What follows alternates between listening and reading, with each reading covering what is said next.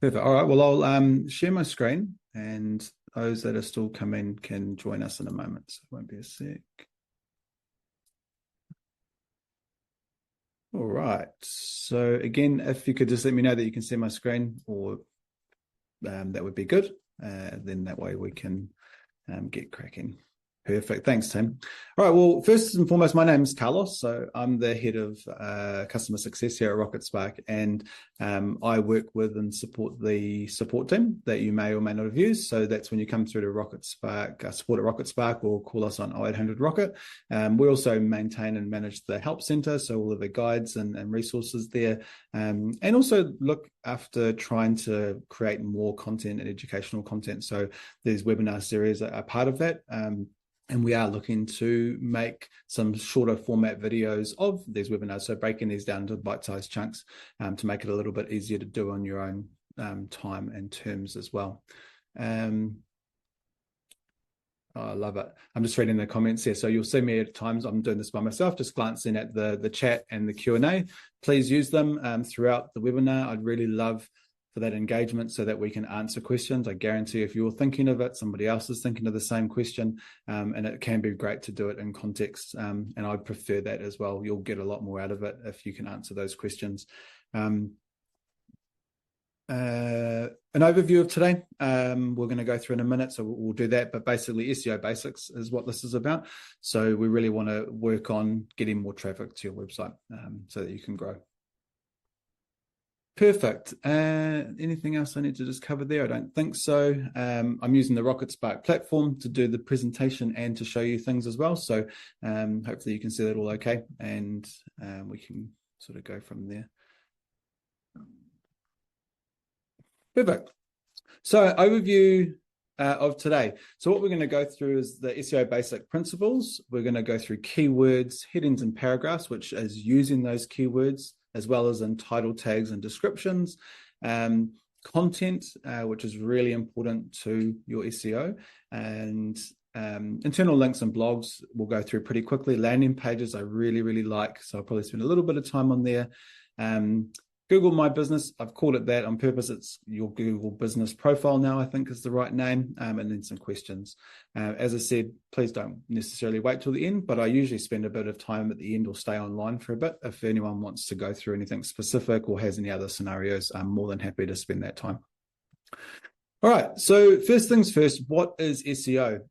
This is a relatively new, but I've put in not what is SEO, but SEO versus AEO. And the reason I've done that is because it seems to be coming up more and more that people are asking that question. What about AEO, or how do I get found in AI generative text models and AI tools? So I just kind of wanted to spell it out. So SEO is search engine optimization, which is optimizing your website for search engines. I know that seems pretty straightforward, but sometimes people are like, SEO, great, search engine optimization, what does that mean?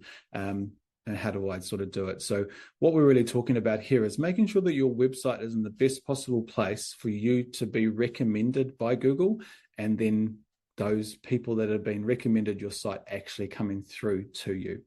The difference with AEO, and that's not what we're going to go through in detail here today, but there are some elements that are really similar. So I wanted to go over them to set your mind at ease, or at least so that you can feel knowledgeable about what both of these are and how they might work with your site. And so answer engine optimization is optimizing your website for AI-driven search. And that is quite different because AI is generally solving problems, answering questions, and looking for answers. And so I've created a little bit of a table here that we can just run through quickly to hopefully give you a good indication, but it's also going to help us understand search engine optimization. So the main goal is to rank higher in traditional search results versus being a direct answer in the AI assistants. Who is it for? Google search users versus AI assistant users, voice search, chatbots, AI overviews. The result format is a list of clickable search results. So you're familiar with that most probably on Google, versus answers and direct, concise information that's coming from an AI tool. The content style is obviously quite different. So SEO is really keyword rich, which is why that's going to be our next segment, and detailed page-based content, where other AI content is generally answers. Does page structure matter? Yes. It's probably a little bit more advanced, and we'll go through some of the headings and things, but yeah. This is quite an important one for me, is that AI is looking for more natural language. So it's looking, traditional SEO is saying, well, what are these keywords? Are they popping up? Is this the right site to recommend based on the content of their site? And it's getting more and more advanced that it wants it to be genuine content and real content. But AI is really looking for that natural language. So it's looking at being able to turn something into a natural response. Use of Q&A format is quite important here because it's so important for the AEO. Being able to have questions and answers, or an FAQ section and so on, is really helpful for the AI engines because they're looking for those questions and those answers.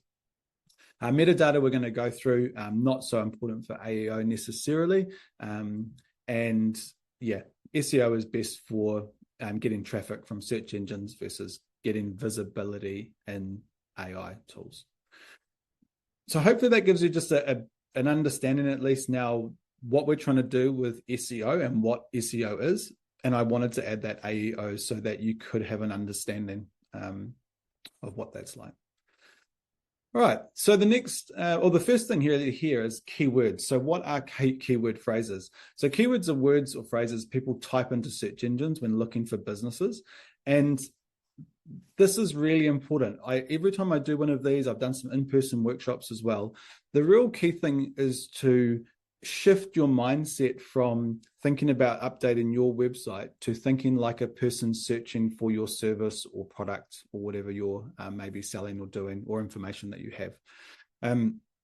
And why that's so different, and why I kind of labor this point, is that we think of our own businesses or our own websites in a slightly different way. And we'll think, well, I'm a plumber, so the keyword's plumbing, and that's fine, and plumbing services maybe, or water, gas fitting, and so on. Where generally a person that's searching, yes, they might just look for a plumber, but that is really competitive. That one word is kind of key across all plumbers. It's going to be naturally in all those sites. So the next point there is, think of more than just a single word. Long tail keywords is actually just like a phrase. And so that could be Cambridge plumbing services, or emergency after hour plumbing services, and things like that, that just make it a bit broader. And the reason is that when people are searching, if they're going to search for just plumber, they're going to get inundated with options and they'll find heaps of plumbers. But a lot of people are looking for a solution to a problem. So they're asking a question of Google or an AI tool. They're saying, I need to fix a leaking tap, or I don't know how to turn off my water, my toilet's running, whatever it might be. And if you've just got plumber, then it's too broad and it's too competitive. So really important to understand those keywords from a person's search. I've just done a bit of a example here of just a couple of ideas where people will use things like health or fitness, and this is in that sort of physio space. So they might say, health, physio, or fitness and well-being. But really what you want to get into is saying something quite specific. So like the location you're based and the service that you provide. And then things like injury rehab or sports massage really is that long tail SEO where you're really specifying what you do, where you do it, what's unique about that maybe, or different about that. I'm in my example here, I'm doing a sandwich business, like a lunch place. And I did just a search, as a starting point to show you that I searched for sandwich, and we're based in Cambridge. And so it was searching for Cambridge, and not a single Cambridge local business came up. It came with a lot of recipes and so on. And I did some research of lunch places in Cambridge and services, and sort of nobody was using those keywords, and nobody was writing about lunch options in Cambridge, and so nothing was coming up. And that just kind of shows you how really key it is to be targeting those keywords. And for instance, you may not be a specific sandwich bar, but if you sell sandwiches as part of what you're doing, actually putting that in there will capture those people that are looking for that. So let's have a look at what your keywords will be. So this is a great starting point where Now that we've got a bit of an understanding of what SEO is and then kind of what keywords are, I know it's really surface level right now, but what we can now do is say, well, what are our keywords? And that's where I was saying that you need to think like the customer. And what would you type into Google to find your own business? And the key thing here is typing in your business name doesn't really count. They will find you if you type in your business name. So you're looking for all those people that don't know who you are or aren't sure if you provide that particular service. And so I think, like we've got somebody who's doing retreats and like events and things like that. So when you're thinking of that, what is that person that's going to come to one of your retreats actually going to search? Are they always just going to say, I know that what I need is a retreat? Or are they going to say, I'm feeling run down, I'm feeling stressed, I'm feeling something, or I need to do this, or I would like to get away from the hustle and bustle of the everyday life, or, I want to connect with other like-minded people. There's a whole bunch of ways that people who don't know that what they need is your service or product will be searching. And if you can start thinking about that and thinking in that way, then what you'll start doing is seeing like, actually, there are different keywords I can use here. And as we go through this, you'll see different ways you can use those keywords. Because obviously, how do I fit this all in? There's so many different angles of people that might be searching different things. What does Google predict? So you can start typing in Google. So if you open up google.co.nz or .com and you start typing, and it could be, plumbing, it will drop down and show you the most common search results with that in it. And it'll be like plumbing services, Cambridge, or plumbing apprenticeship, which could be completely off track. But that can be quite a good way to just see what else is in there. Obviously, checking your competitors' sites is a good way to just see like, okay, am I missing something? What are they doing? And what kind of keywords can I see that they're using that might be helpful? Can also be quite powerful because maybe they're not doing that well. And you're like, wow, actually, now that I'm doing this, this is really good. Use free tools. You can look at Google Keyword Planner. Just a caveat there that it is quite advanced. Basically, you're setting up a tag manager account, and what that allows you to do, you will need to Google this, so we don't have time to go through this today, but what it's going to do is let you add your website address, and it's going to allow you to start seeing what people are searching. And it'll show you the words and phrases that they're searching, and it'll give you a ranking, because it's basically telling you, like, if you want to target that and do paid ads, it's going to show you how many people search that every year. So if we use plumbers again, the word plumber or plumbing might be searched 10,000 times a month in your local area. But the word after hours plumbing might be only searched 1,000 times a month. But the key thing there is that you can actually differentiate yourself with that after hours plumbing service and actually find that you're getting 1,000 quality search returns versus 10,000 people maybe seeing your site within a list of hundreds. So just to recap there, finding the right keywords is really important. If I was to say, like, the first step after this is to have a piece of paper and a pen and be finding what your keywords are before you then try and implement them into the other bits that we're doing now. All right, headings and paragraphs. So once you know your keywords, it's important to use them and in the right places. And the best place to start is headings and paragraphs. So write in your heading. So we know keywords and we're going to research those. So it really should be saying what you do and using those keywords, because Google and the likes, other search engines, are going to look at that H1 for that page. And we're talking about your homepage right now, so your main service. And they'll be looking at that to say, what does this website do? So when it uses its robots to find your site and crawl it, it's going to say, great, what do we know about this? And it's going to use that H1 heading as its primary source of knowing what you do and what you're about. When we get to title tags, I'll explain a bit more how that can also complement this, and it also gives you a bit of power to maybe change what your headings are. But in our experience, actually doubling up on this can be quite powerful to get people to your site, and then we need to look at how we convert those people into customers.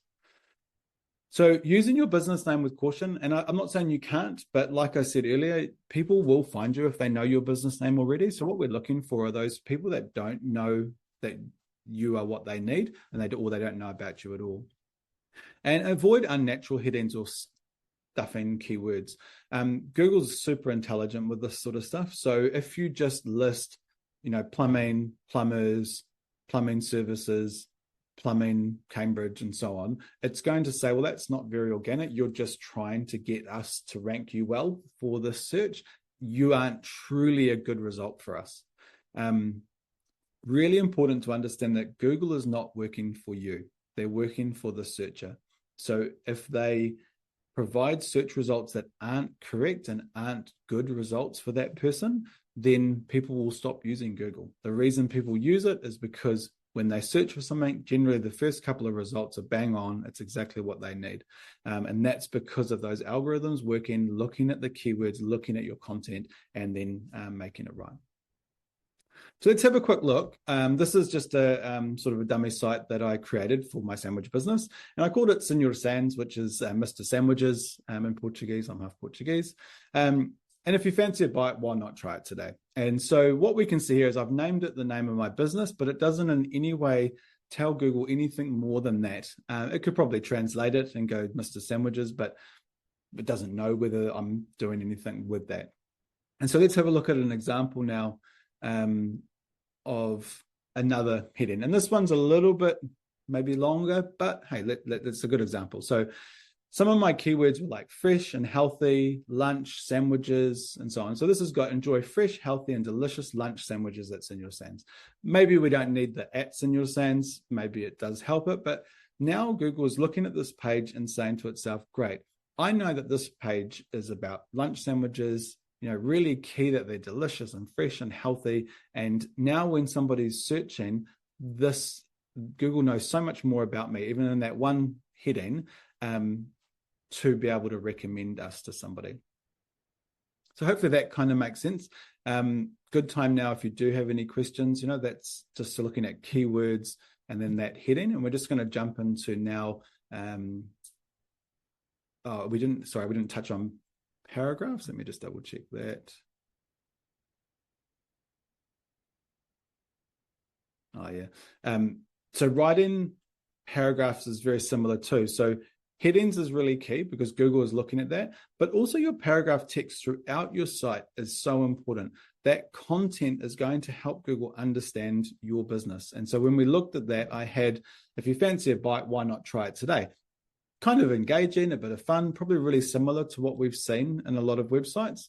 But looking at an alternative for that is Discover Greytown's, this business I actually set up for Greytown. Greytown's authentic Portuguese vibe at Senhor Sands for a relaxed and friendly lunch experience with our genuine sandwiches. And now Google's getting this genuine text and sense of what this place is like. And so, if somebody's like, I want to have a great experience or lunch experience, or I'm a tourist, and that kind of goes hand in hand, it's going to help Google to recommend us more so than that other comment, which doesn't really tell it very much. And then you've got to think about what it's like throughout your site. How are we continuing to use those keywords throughout the site and encouraging Google to understand us better, what we offer and so on, and why choose us.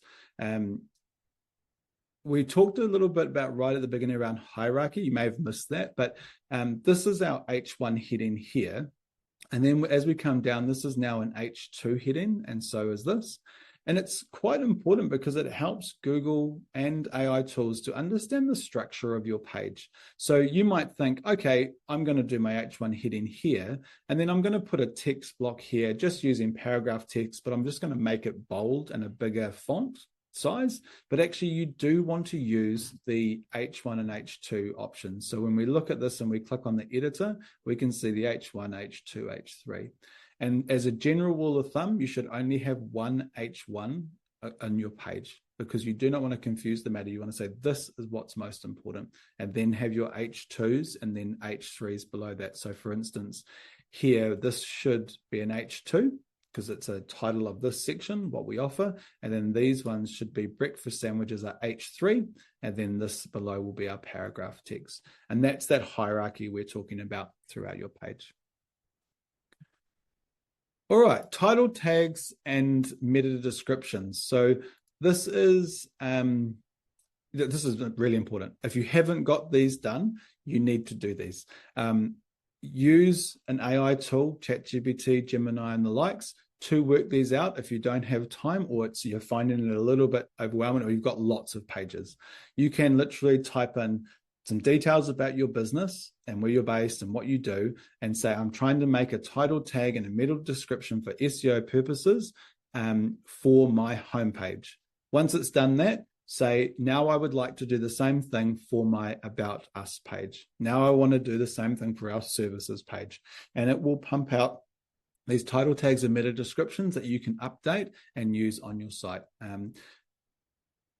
Title tags are HTML elements, so they're not visible on your website. And this is where I go back to those headings. So you might say, I'd really like a heading that's engaging and capturing for the person when they first land on my site to see it and go, yes, I want to use this service or buy this product. And it may not be the phrase or the keywords of the ones that you've chosen.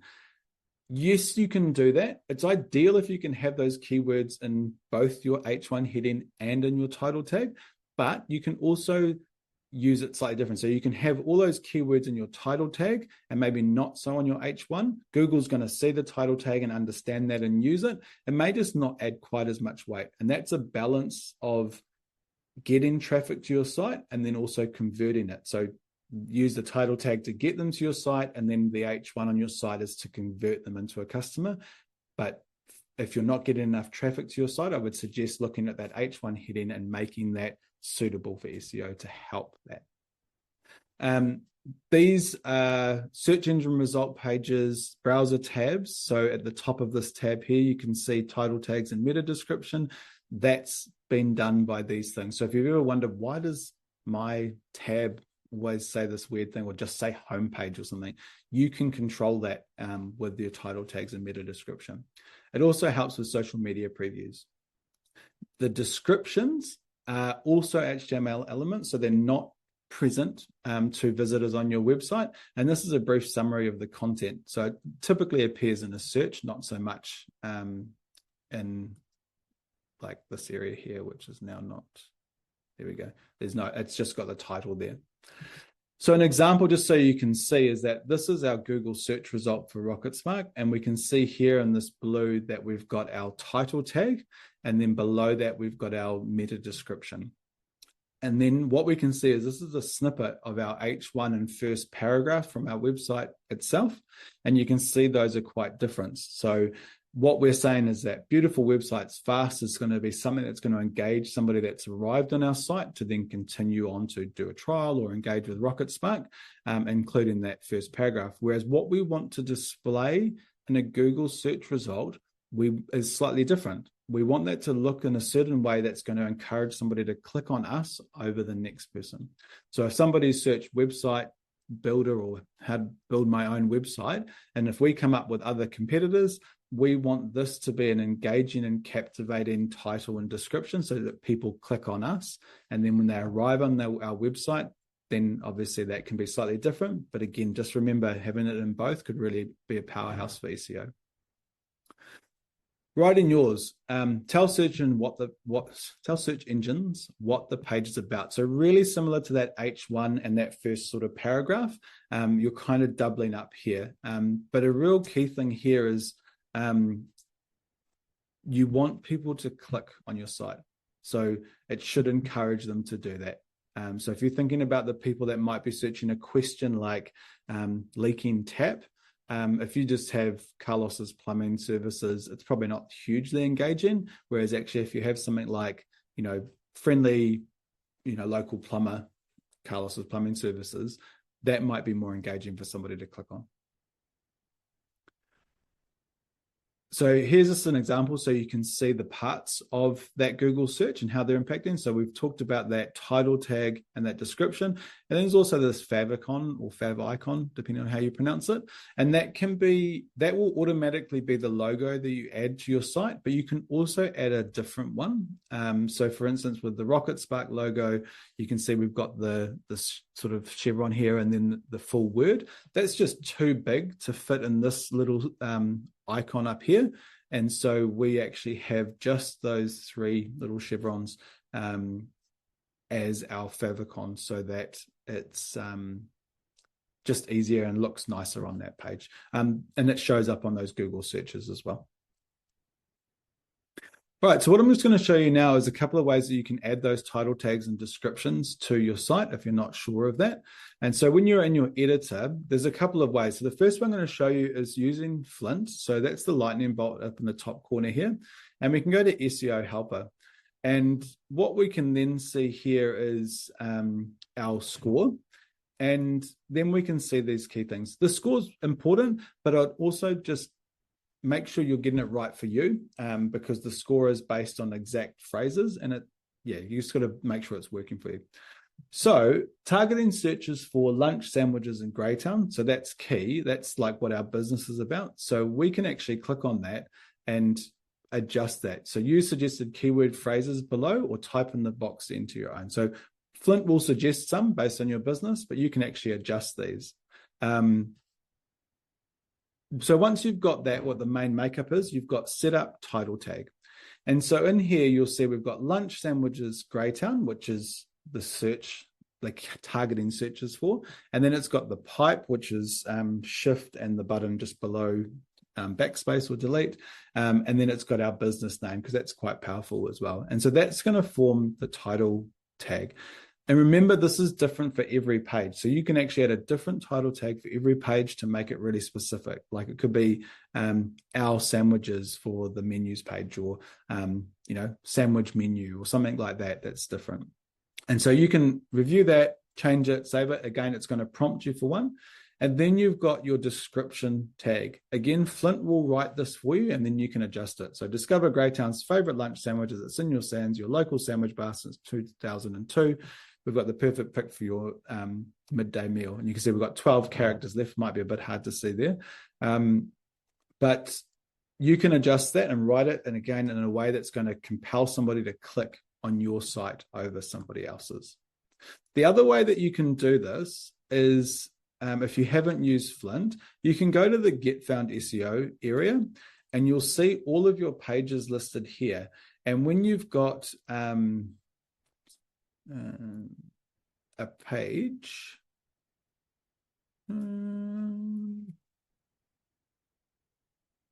sorry, I'm just trying to see the one that's got Flint. There we go. So when you've done it with Flint, then that's the way you kind of move forward. But when you haven't done it with Flint, then you can write these yourself. Obviously, there's no prompting and helping, but you can then go through this. And that's where, either way, you can use like your ChatGPT response to be able to add them in here. I'll just read these questions quickly and see what we've got. Yeah, Flint says the keyword should be 3 words or less, and that's not bad. But as we've talked about, that's kind of going into long tail SEO, so that's important. It could have like your location, what you do, and then another keyword, but it could also be slightly longer. And that's why I was saying with Flint, I'd take the score with a grain of salt. I think there does need to be a bit of work there. It's a great first start, but I would use what you're learning today in your own initiative, and even what, again, ChatGPT or Gemini is telling you, so that you can make it right for your business. The play button that you saw there, it's like a training video about adding these content as well. So it could be good to play that and have a look. Once you've used Flint, unfortunately, you can't go back to this format so that you can just type it in. The only way that you could do that, I think, is by copying your page and then sort of replacing it. So if we go to our manage pages here, and we've got this home page, we can, which page was using Flint? This one here, because it's got the style. So we can copy this page. It's going to make an SEO home copy. And when we go to Get Found SEO, and we come here, you'll see that we can now fill it in this way. So hopefully that helps answer that question. And then, what you would do then is you would change the name of this to be like SEO home old, turn it offline, and then make this one SEO home without the copy and turn it online, something along those lines. Really important. So we talked about the task of doing your title, writing down your keywords and long tail SEO keywords. Another task would be making sure that you have your get found SEO title and description tags for every page. And it's quite cool on this. You also get to view that example of what it's going to look like on Google, which I think can help because then you can visualize it and say, yeah, I'd click on that. That's a good representation of us and what people would click on. Cool. So now we're moving on to internal links and buttons. Not a huge one, but as I talked about with hierarchy and about having those H1s, H2s, H3s, it gives a structure to the page and helps Google to understand that as well. And also I should mention, I'm saying Google a lot because it makes up over 80% of all searches. So whilst it's important to, think about Bing and other search engines, this is by far the most widely used. So that's why I'm using that. So links and buttons. We all probably know what a hyperlink is. It's when you've got some text that links off to another page or to a website, usually has an underline or highlighted slightly differently. And search engines do use this to understand structure of a site. Like, okay, I'm going from your homepage and now you're linking me off to this other page. Are they both really good pages? Are they telling me the same sort of story? Do they complement each other and that relationship between the content? By linking, you're improving the ranking. So, okay, Google's found our homepage. It's telling us about a plumbing service that's super friendly and helpful and affordable, maybe. And then you've got a link that's going off to your services page. And then on that page, it's saying these are all the different services we provide. And so now Google's saying somebody's looking for, a solution to their leaking tap. I can see that this website is not just a plumber that's friendly and helpful and affordable, but I can see they also provide these types of services on the second page. And I know that they're linked together. So that's actually going to add weight to both of those pages to help recommend you. So you need to think about your scenario and what you have. And we're going to talk about that in a moment with landing pages and what you can use there. So just a really quick example of that. I've got the what we offer, and it's got breakfast sandwiches and so on and so forth. And you can see we've got click here, learn more, click here. But it's things like this where you've got freshly made breakfast sandwiches and you're linking, because that helps the likes of Google to say, okay, breakfast sandwiches mean something to me. I can see those words and I can see that's clicking off. It's telling me this is going to be about breakfast sandwiches. That's good. Whereas click here, it doesn't tell it what's happening. It has to go and find that, and it doesn't create that connection as well. So while sometimes it will make perfect sense that you do that, you may just want to look at how, whenever you write the word click here or learn more or view now, just think about, could I actually rephrase this so that it actually explains what they're going to find and what they're going to get? And so this could be, it could even be click here for or something, or view our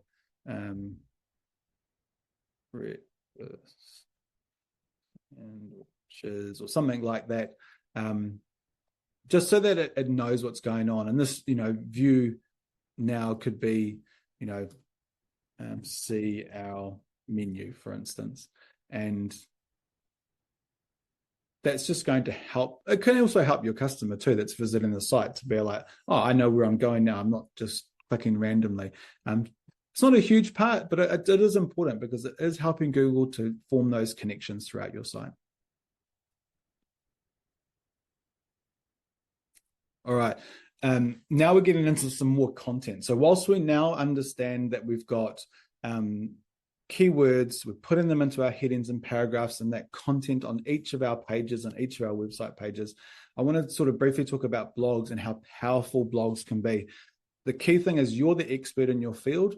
You know what you're doing, even if sometimes you have that imposter syndrome and you're not quite sure, but you are. And so many people are searching for solutions to a problem, not the solution straight away or not the product straight away. I might have an idea of something, like I want to clean the mold off my path. If I don't know the name of those products, I'm just going to be searching, how do I clean the mold off my path? And how does that question then get picked up in those standard title tags and descriptions that we're talking about, and also that content on the page? And the best way is to do blogs. You can answer specific questions and you can create a lot of content really quickly. So adding fresh content, you can be doing blogs. You might have a cadence of once a month or something. We're going to create a new blog, and I'll show you really briefly how with the AI, our AI tool Flint, you can actually write them really, really fast. Well, hopefully I can. So I'll check that in a sec. They let you use your keywords naturally as well. So yes, you can answer specific questions, but you can also embed your keywords, which is going to help Google as well. And as I said, they're not always looking for a product or service. They're looking for a solution to a problem. Really important thing that we've seen is that in Rocketspark, we have hundreds of pages, but quite often our blogs are the most visited pages out of all of it, more so than, say, our homepage in some cases. So they're so powerful to get traffic to your site and people to visit you. So let's have a quick look. I'll just go slightly out of here and into the blog section and see if I can show you this. Cool. So let's have a look what we've got. All right, so we've got, you can just write a blog, but we also have this auto write function. And what that allows you to do is it uses your tone of voice that you've set up for your site. If you haven't set up your tone of voice, I can show you briefly, or maybe just ask in the chat and I can show you that. And you also need to be on a plan that has pro features. So it needs to be Website Builder Pro, e-commerce Grow, or e-commerce Pro.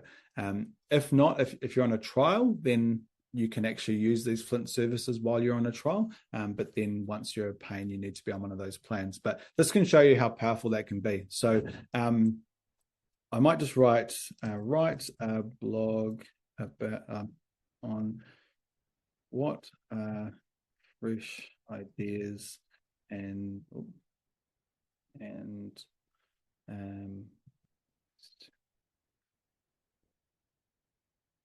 sandwich. So I'm not sure if you can read that, but write a blog on what are fresh ideas and ways to make healthy lunch sandwiches.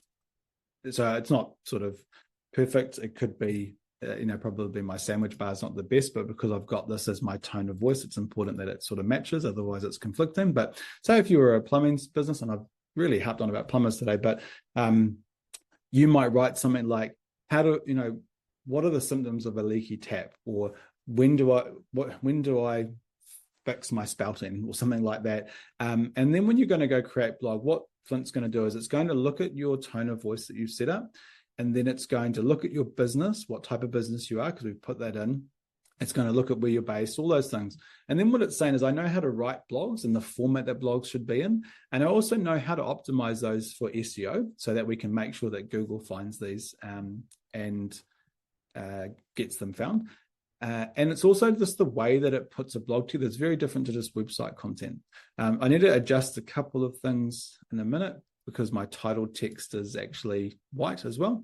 But fresh ideas for healthy lunch sandwiches in New Zealand. Okay, so we might adjust that slightly. But as you can see, now it's writing something, exploring new ingredients for a burst of flavor, creative cooking techniques for healthier sandwiches, ensuring your sandwich with seasons, enhancing your sandwich with seasoning and spices, and a conclusion. Lots of titles and lots of content here, and all really powerful stuff for SEO. Google's going to see all of this and go, oh, when somebody's searching about like how to make healthy lunch sandwiches, they're going to go, oh, wow, this is really cool content. I like this. I'm going to follow this sort of page. I'm going to, maybe subscribe to their newsletter. And actually, I'm going to go there for lunch. If these guys know what they're doing, this is really great. So really powerful tool. And as you saw how quick that was, you can create a blog post in your tone of voice that sounds right, and then have very little editing after that to be able to publish those blogs. Cool. My next favorite thing are landing pages. So landing pages are just pages. I think they're called landing pages because people can land directly onto them without going via your homepage. And there's nothing you need to do or anything like that. It's just that people will Google certain things or find these pages directly through tools like Google instead of sort of just coming to your homepage and then finding them. So it allows you to get specific and grow. So we talked about a little bit around services. So you might think I've got a plumbing business but that doesn't really explain all the services I provide. So I'm going to have on my homepage, about plumbing, some stuff about us, and then I might have, the 3 services or 3 key services I provide and a little blurb about those. But then I'm going to link off from those to a whole page on each of those services. It's going to really help Google to understand that that's something you do and that it's not just a one-liner saying we do gas services. It's actually going to explain all the things you do, what makes you different to the others, so how many years of experience you might have, friendly service, all that sort of stuff. So this helps and makes it easier for search engines to understand and rank your content. If you don't have all of that, it's sort of one-dimensional, I guess, and so it needs all of that. You can target particular keywords and attract relevant traffic. And the key thing about that is getting the right customers for you too. Landing pages, some examples are services, as we said, but also locations.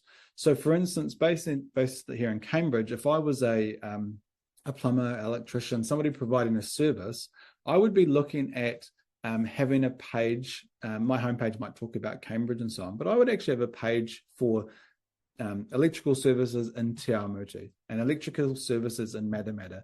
All of the local sort of regions that I'm willing to provide my services in, because then when somebody searches from Matamata and says, hey, I'm looking for a plumber, it would probably exclude me because mine's so twisted towards Cambridge. But if I'm actually willing to travel there and do business there, I need to tell Google that. I need to let it know so that it can say, great, this person's in Matamata looking for it.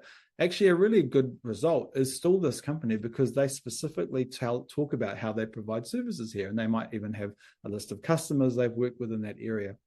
So landing pages outside of your home, contact us, and the standard things, maybe about us, you really want to look for these. And they don't all have to be in your menu.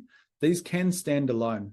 You can also link to them from other areas, but you can actually just make landing pages about all these services, your projects you do, all of that, because it just adds content and weight for Google. So key things we talked about: keywords, doing your title tags and descriptions, blogging, and landing pages. Set up a task once a month to add a blog, once a month to add a new landing page. Google My Business or Google Business Profile. Google loves Google.